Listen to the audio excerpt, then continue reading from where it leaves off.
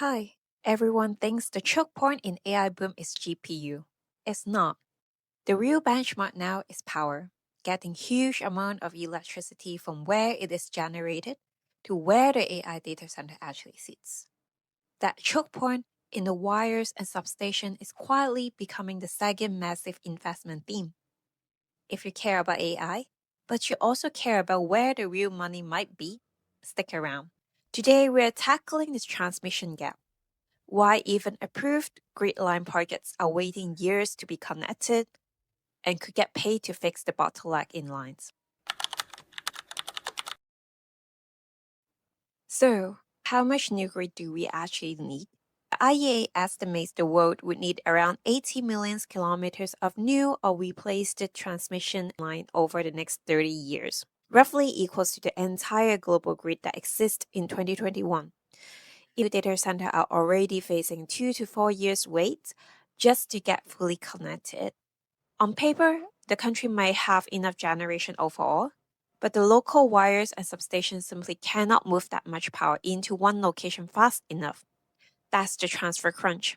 To fix this globally, grid investment likely needs almost double to more than $600 billion per year by 2030, or grid risk being the weak link in the AI build out.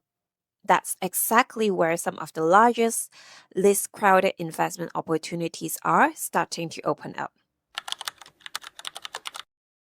Why existing grid can't handle the AI spike. AI data centers, they are bigger, spikier, and less forgiving than traditional loads.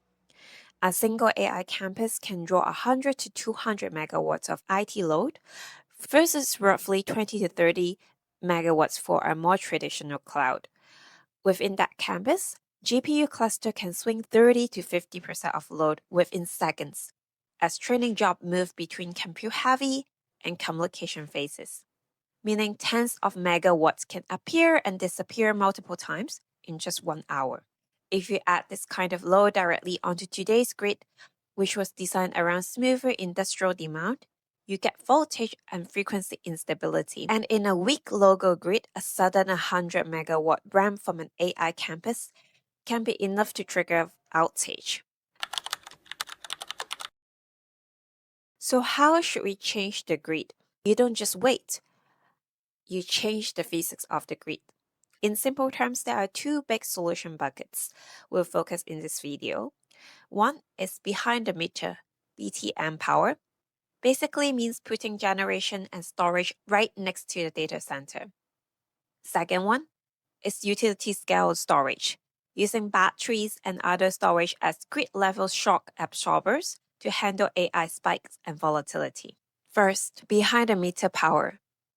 Think of BTM power as building mini grids for AI.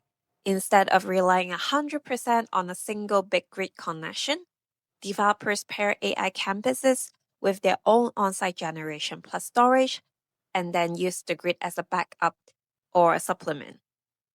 There is a growing wave of on-site solutions where data center co-locates renewables, gas turbine, or even nuclear units with large battery system, so they can go live years earlier than if they have to wait for a grid upgrades.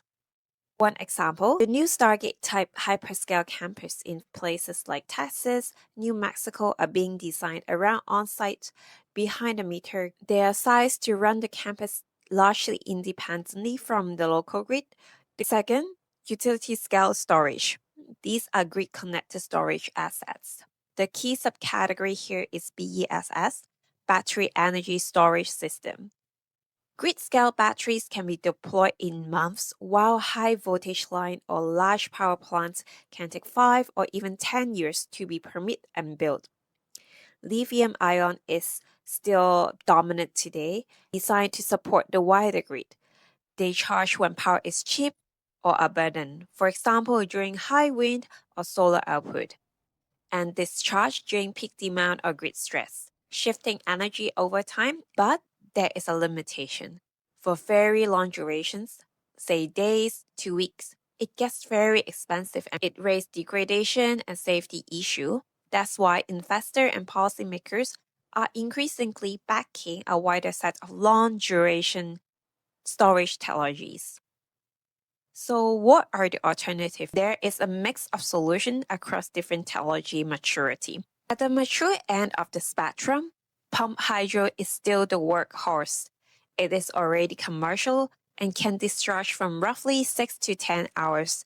At the commercial but shorter duration tier, you have sensible heat storage, flow battery, advanced compressed air, covering the 1 day window. One layer down, there are some pre-commercial mechanical options like liquid air, liquid CO2, gravity system, and some metal air chemistries. Aim for longer duration in the multi-day range, but are still scaling up from pilot projects. And in the very, very early stage layer, you can see truly long range ideas. System, hydrogen, ammonia, targeting at full seasonal storage, but still very far from wide deployment. So, investment angle, who benefit from this? Now, let's talk about how you may actually invest around these solution buckets. This is definitely not financial advice. Do your own research, but I will share some representative name for each of the theme. First, for utility scale storage, you can have a look of Fluence Energy. Fluence doesn't just ship batteries, it designs and integrates full grid scale storage project management, frame storage as a way to reduce required grid capacity and speed up interconnection for big loads like data centers. So let's have a look of their product. GridStack or GridStack Pro, transmission connected utility scale system, providing capacity frequency regulation, congestion relief, and peaker replacement. They can be configured for 2 to 8 hours durations. Smart Tech, a modular AC coupled platform for very large utility scale projects where logistic and land use are binding constraints. Fluence IQ, a cloud-based software layer that optimizes house storage and renewables. As of 2025, Fluence reported around $2.3 billion of revenue, with record Q4 orders at about $1.4 billion, pushing total backlogs to roughly $5.3 billion. The second stock I want to cover is Tesla. Most people still think Tesla is a car company, but its mega pack business, which is a large BESS for utility and grid operators, is becoming a quiet winner for the AI and renewable booms. Megapack is containerized lithium-ion system designed for grid scale. The latest Megapack 3 bumps capacity to around 5 megawatt hour per unit, and the new Mega Block bundles 4 Megapack 3S with transformer and switchgear into a 20 megawatt hour medium voltage building block, optimized for very fast site build out and high energy density. In 2024, Tesla energy generation and storage revenue surpassed $10 billion, up about 67 year on year, with roughly 30 gigawatt hour of storage deployed, dominated by Megapack. Tesla is ramping dedicated Megapack factories in Shanghai, in US, and planning additional capacity in markets like Houston to keep up with demand. So, zooming out, the first phase of AI trade was all about chips and GPU.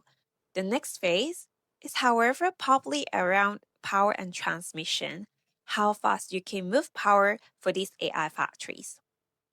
So if all the iBankers is right about the data center power demand, if it does really goes up to 165% by 2030, the asymmetric upside might not be in the shiny AI app, but in the boring sounding stuff like batteries, wires, companies that basically make the grid work.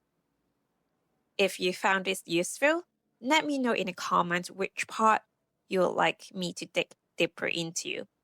And in my next video, I'm going to tackle the last gap that we have identified, which is the equipment gap in transformers, switchgear, and cooling system. Thanks for watching.